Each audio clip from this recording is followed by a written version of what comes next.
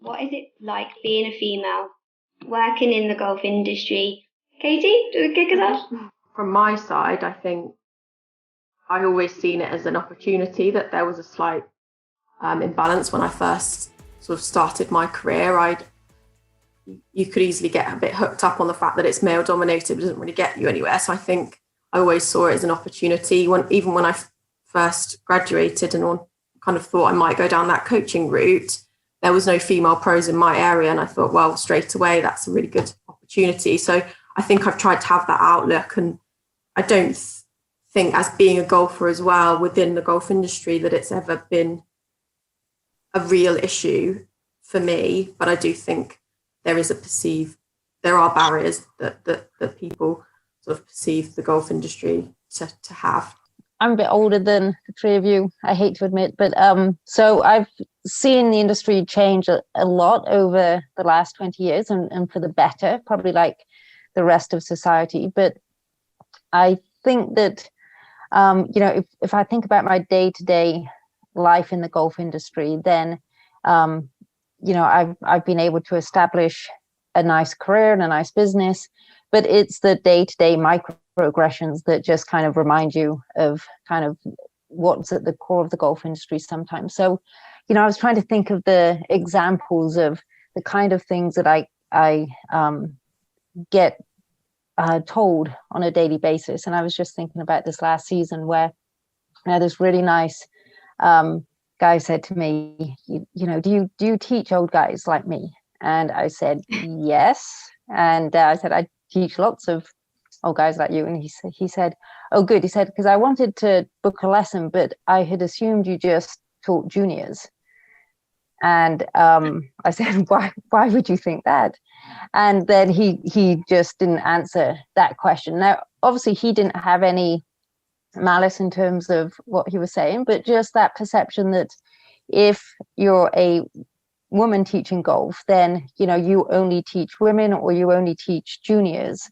And so instead of being seen as a golf instructor or a golf coach, then you're just kind of put into this category that you only teach women or you only teach juniors. So I think we've got quite a ways to go in terms of as women instructors or coaches being seen as good coaches rather than women coaches, or just being there to teach women at a club. And if we look at the PGA membership, then really across the globe, whether it's Australia, the US, the UK, then women make up about 4% of the PGA's membership. So, it is still undoubtedly a male-dominated industry. I think that there are pathways, but I think that we have improved. We've got a lot better, but I do think that we have to be cognizant of the fact that we've got a long way to go. When you play golf and you're used to being at sort of very male-dominated clubs with their really old-fashioned traditional spike bars, and you do grow a bit of a thick skin, I think. And I think it does just wash over you. I think and it's absolutely not right that you do this, but I think it just becomes part and parcel. Growing up, I think truth is I never really saw a career in golf. I just loved playing it and felt very fortunate it was something I could go out and do with my dad. And it wasn't until I guess it was university time and I was actually doing sports science. Last minute I changed because I was worried, where's that going to take me? And I decided at the time I absolutely loved golf. I saw AGMS and I realised that was an opportunity for me to do a hobby with a career. But I never ever knew any females who were in the industry. I only knew some females that were at my club.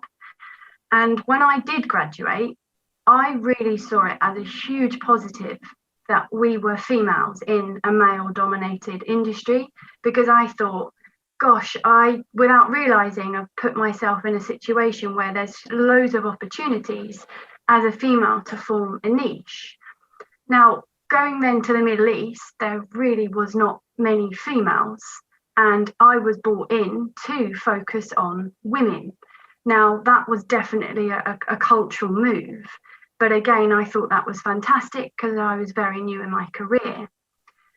Looking back, and maybe it's because I'm now a little bit older, maybe it's due to our second lockdown and you become a bit more reflective of things. But I think there's been a huge element of positive discrimination.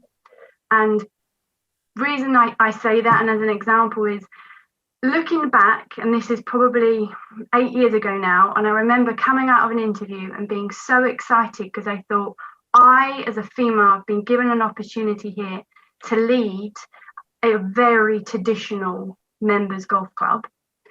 Looking back, they told me in the interview, the reason I got the interview was because they realised they might need to shake things up and a female might look good for them. And I thought that was great and wonderful news. But was that an element of positive discrimination? It shouldn't really have mattered, surely, whether I was male, female, where I was from.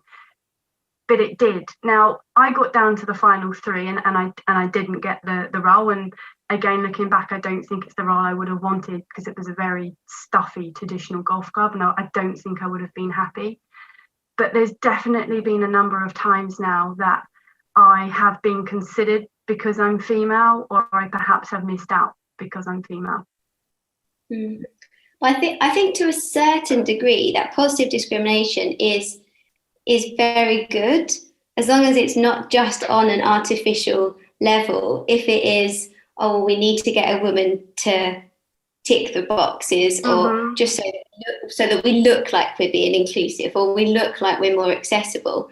When it's artificial, then it's even more damaging, because then it's a bit like mansplaining, isn't it? It's like, I'm telling you that you've got the job because you're a girl is so awful. But if it goes deeper than that, and it is actually a core value that they do want to attract more women and make the club more inclusive, and then I think it actually really does, then it is good. It's a good thing. It's a positive thing for the golf industry. It's a positive for women and men as well who want to get into the sport.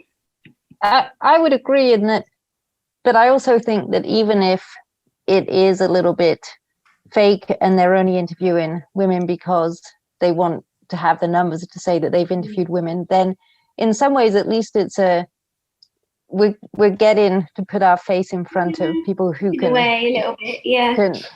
If you look at like the NFL a few years ago, well, a while ago now, they introduced a thing called the Rooney Rule, which is they were trying to get more people of color in coaching roles and managerial roles within the NFL. And so the Rooney Rule said that for every job that was being posted or being interviewed, then they needed to have at least one candidate who was a person of color to try and change the demographics of football, where, you know, a lot of the players were African American, but very few of the head coaches were, or the managers. And so the Rooney Rule was intended to, change those numbers. Now, arguably, it didn't have a huge effect on the demographics of the NFL, but at least it meant that if you were a qualified candidate, then at least you would get an interview and an opportunity to maybe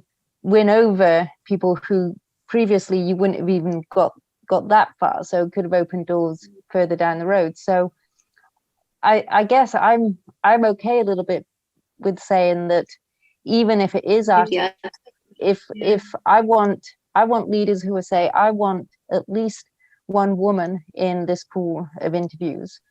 Because we know that industries that have done that, they have been able to make change. And so, although on some hand, you get people saying, "Oh, you only got the job because you were a woman," and that's just an advantage that you have. Then those people are going to say that whether we get jobs by merit or because we happen to be in the pool because we were women. Yeah. So I'll take it even if it is artificial to begin with.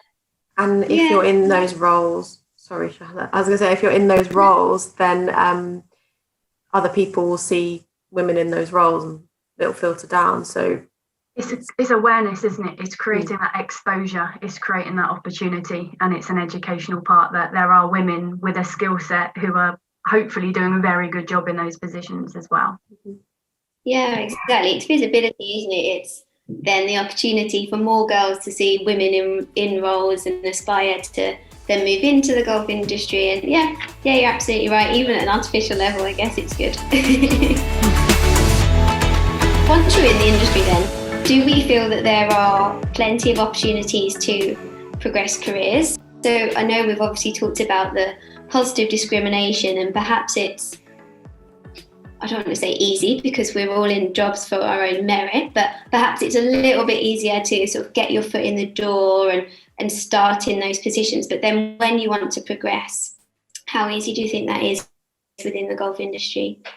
I mean, I do agree that at an entry level, then I think for women, then it's relatively easy to get an entry level position. Clubs want female assistants to teach juniors. They think that we're a homogenous set, and so everyone's going to be good at retailing and folding sweaters and that kind of thing. So I think that getting into the industry is relatively easy. I do worry about once we start forgetting where our place is, then it gets a little bit harder to progress. So I think that getting into the industry is easier than it is to move up in the industry and into leadership. I think it depends on what part of the golf industry as well, because you've got some bigger sort of more corporate organizations that I think sometimes, or maybe not just those, but I think depending on what part of the industry you're in, if you're good, you've got goals, you work hard, I think that there is always opportunity to progress. I do think it varies between different types of companies and roles. I would echo that, and I was going to say that in a traditional members club, perhaps progression as a female in a very male-dominated club is tough.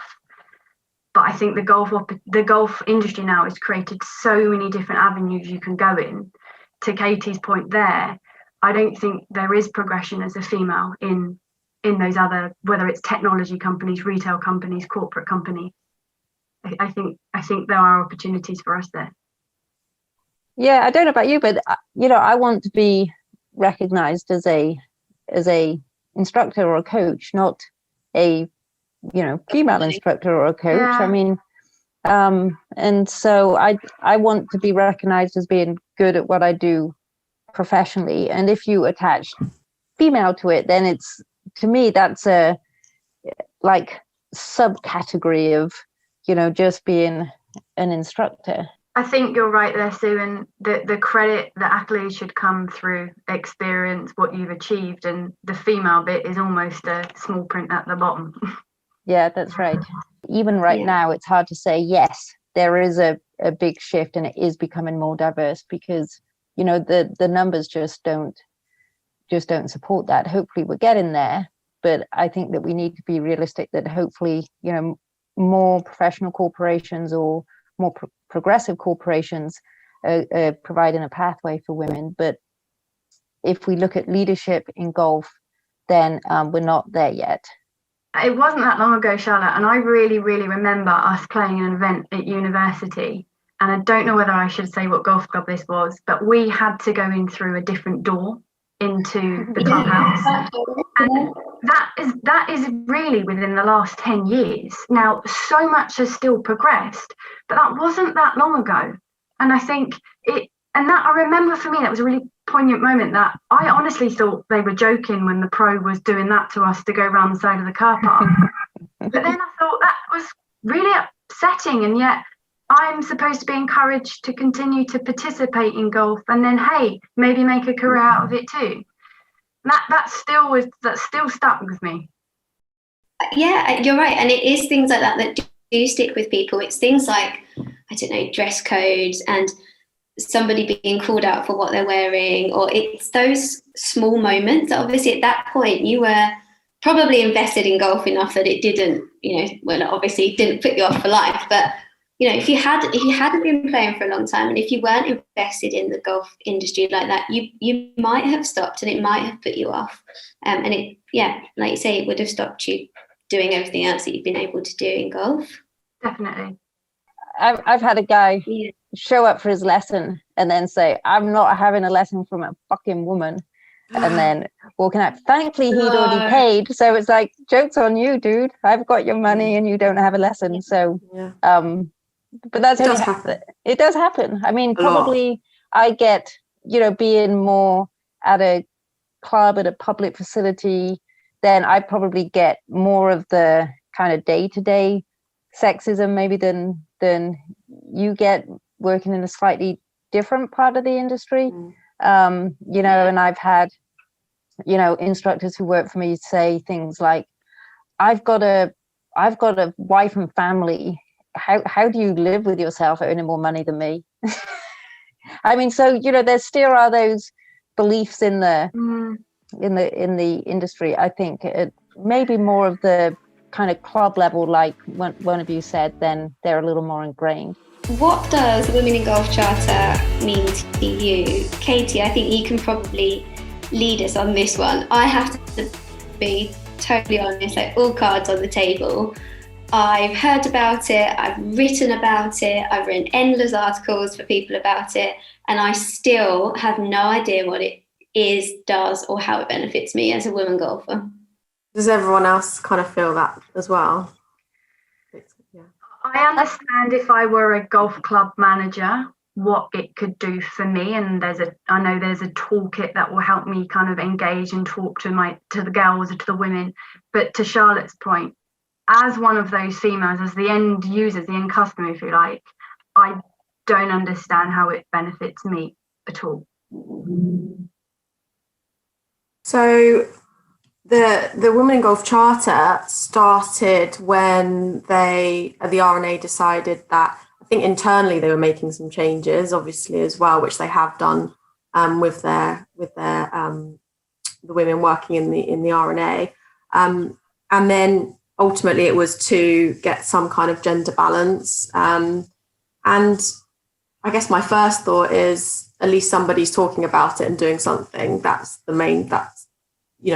ultimate thing there, that people are talking about it, even if they don't know exactly what it will do in the end.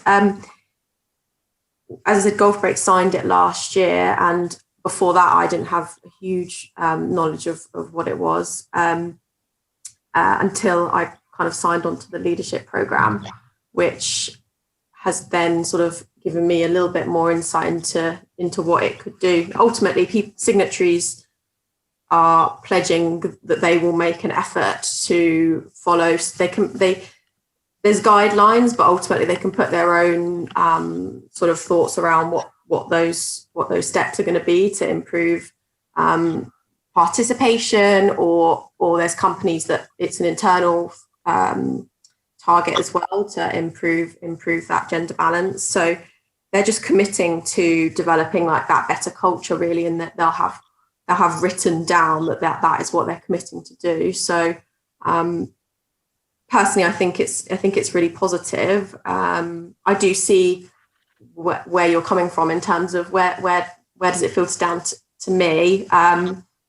From my point of view, being on the leadership program, which is something I wanted to discuss at some point, because if there was more of these programs that was focused on leadership in the golf industry, female or male, I think that would really help with the women in the industry. And it's opened my eyes up to so much, and mentors and other women working in the industry that I wouldn't have necessarily got that time to talk to or learn from. So there's only 10 people on that, but if those 10 people can take something away and do something about it, that's ultimately going to help the industry as well. So if those people that commit to, and they've signed the charter and they commit to doing something, even if they do something small, and that can't hurt what we're all talking about, really.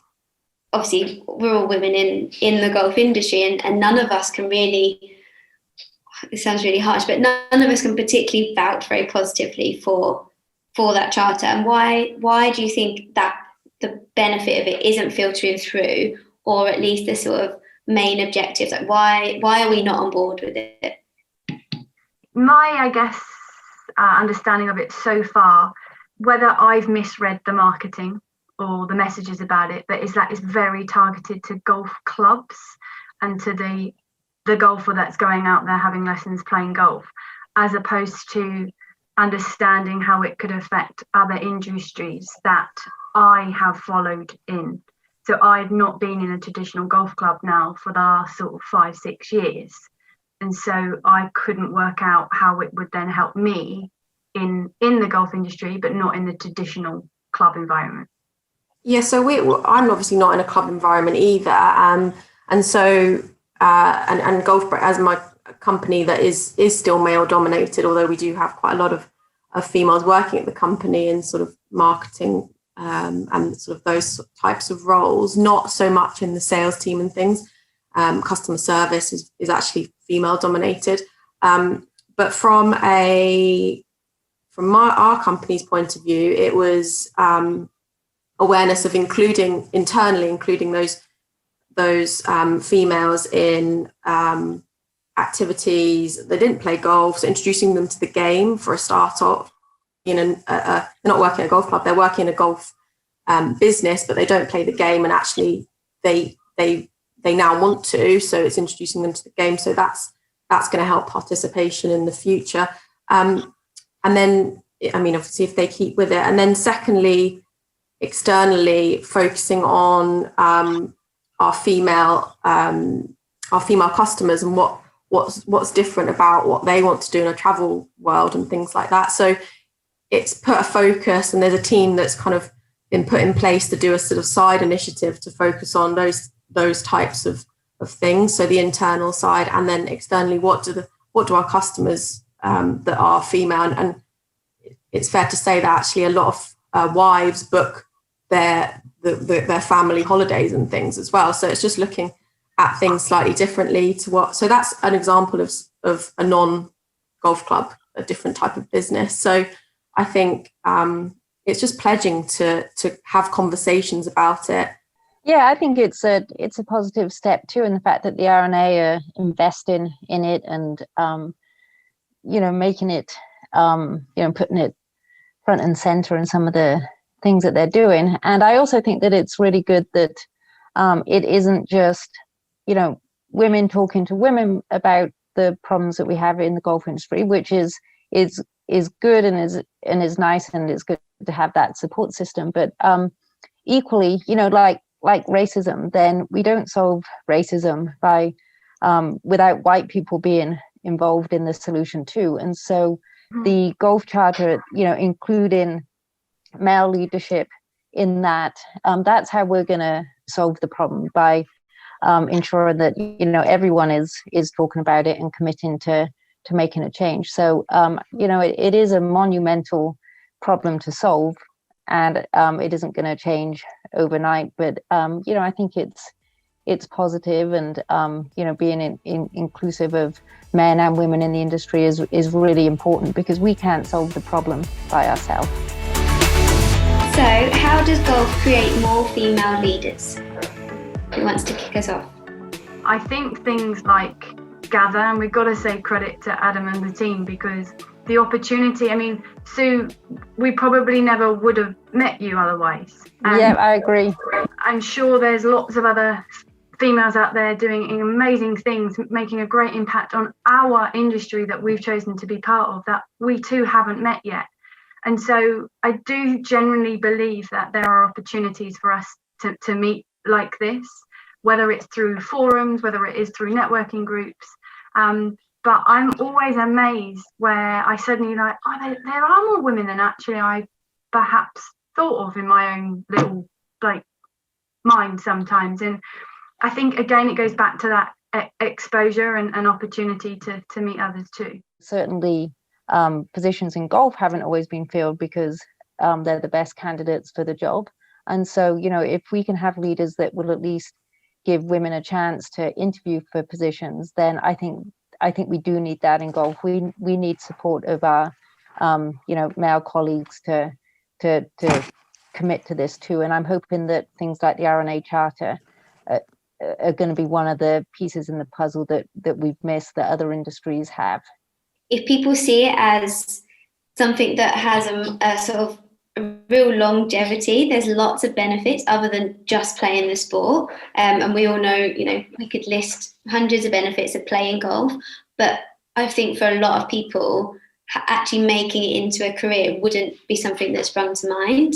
And it probably is a little bit chicken and egg, but the more women we can get into the industry and into leadership roles, for something for women to aspire to, can only be more positive in getting more women into golf and therefore more women working in the industry.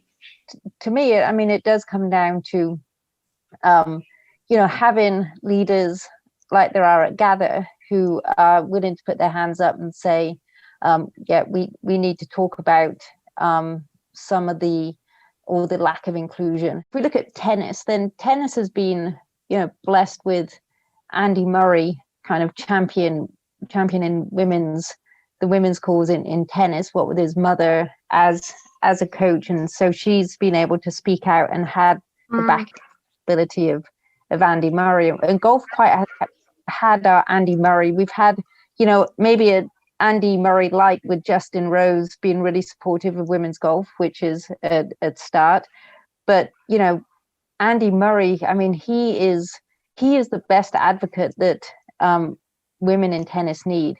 And kind of to my point earlier, we need men to be championing our cause too. And tennis has it in Andy Murray, and we don't really have it yet in golf. One of my clients is actually an airline, and the aviation industry is obviously still is very much male dominated as well. But I see so many women within the aviation industry who are in really, really senior roles, and there isn't that sort of surprise that it's a woman when they introduce themselves in the meeting or whatever it is, and there isn't it's a woman. Whereas I think we still have that in golf. So if I do it, and I know I do, if I hear of a female general manager, I'm like, oh, that's cool, they've got a woman at general manager. But it shouldn't even be that shouldn't even be a thing. It should just be like, oh, cool, yeah. Like, the amount whatever. of meetings I've had where the guy has commented on, oh, you're a female. Yep. I wasn't expecting a woman. Would you go, oh, there's a male coming in for a meeting? No, you wouldn't make that comment. No, and that's it. And I don't know how we change that stigma and how we change those attitudes, and absolutely things like the Women in Golf Charter totally will address that, and things like Gather and having these conversations that challenge that head on and really try to tackle that. But yeah, I think that is very much a long-term fix. The industry networks, I think, are key because we'll meet other female leaders in the industry through networks or Gather or those types of groups. You're going to meet new people, and also the male counterparts are also going to meet females that are in roles that they might not necessarily have come across as well. So I think the industry networks you mentioned and those types of things are key. When you go back to how we create more female leaders, I think the mentor and having someone to look up to, or role models and things, is really important. And I think that's where the charter and other kind of avenues would be really helpful. But I think golf's on the right track. I think we're acknowledging it, and everyone is. But they're realizing that the growth of golf, the area of growth is that area of women working in the roles and participation, like you mentioned. So I think it's definitely on the right track. It's just going to take a while, like you say. If you looked industry wide, I think at the PJ Golf Show, not this last January, the January before then, one of the companies had a big mural of all of golf's leaders, and it was actually quite fun. It was probably unintended, but it was practically like a game trying to spot, any women in the big mural or, people of color in the big mural. So if you have a look at kind of leadership within golf, then, even right now, it's hard to say, yes, there is a a big shift, and it is becoming more diverse, because the numbers just don't support that. Hopefully we're getting there, but I think that we need to be realistic that hopefully more professional corporations or more progressive corporations are providing a pathway for women. But if we look at leadership in golf, then we're not there yet. There's not going to be a one size fits all solution. And so for the industry to realize that women are very different, and so some women do want the social aspects of golf, some women want the competitive aspects of golf, some people want the aspect of golf that's going to help their career. So just kind of taking away that broad brush that women get painted with, and then the same for women working in the industry. So there are going to be women in the industry who want to teach junior golfers and kind of really play on that maternal aspect, and there's going to be women who want to be a leader of a Fortune 500 company that is golf based. So women come in all different shapes and sizes. We have all different goals, we have all different interests. So to try and take away that one size fits all solution to women in the golf industry.